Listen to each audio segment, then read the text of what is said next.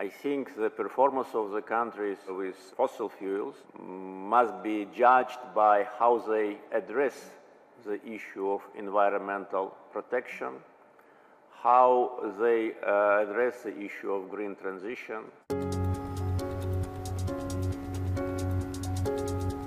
Azerbaijan, a land where Eastern Europe meets Western Asia. It's home to over 10 million people, with half of them being based in bustling Baku, set on the Caspian Sea. The country is rich in oil and natural gas resources and has hosted the 10th Southern Gas Corridor and 2nd Green Energy Advisory Council ministerial meetings. High on the agenda was discussion about the expansion of the corridor, a crucial route of gas supply diversification for the EU and its neighbouring countries. So we started to build this partnership between countries, between companies, inviting leading international financial institutions to support us with their financing. And 3,500 kilometers long pipeline is now a reality. Azerbaijan last year increased their gas exports by 9%, up to 22 billion cubic meters. Currently, their main buyers in Europe include Italy, Greece, Romania, Hungary and Bulgaria.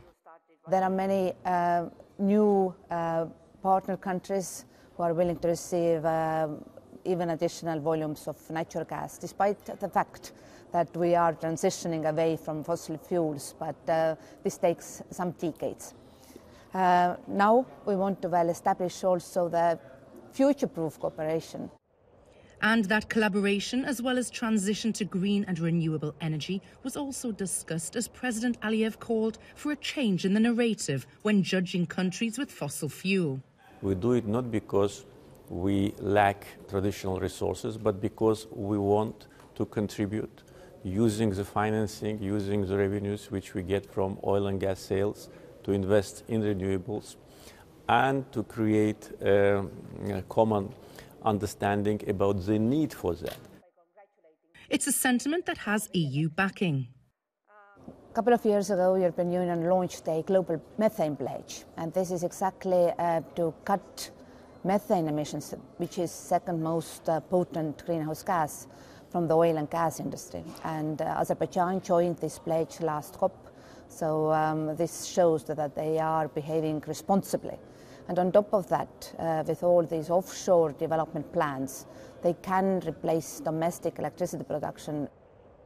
And the use of wind farms in the Caspian Sea looks set to play a pivotal role in the green transition. Energy is a cross-border thing. Take Azerbaijan. They want to build lots of offshore wind farms in the Caspian Sea. They won't consume that energy themselves. They'll send it through a new power cable that will be built across the Caucasus, under the Black Sea, into Europe. This is international cooperation. You can only do things like this when the governments come together and they come together with the industry who's going to build it.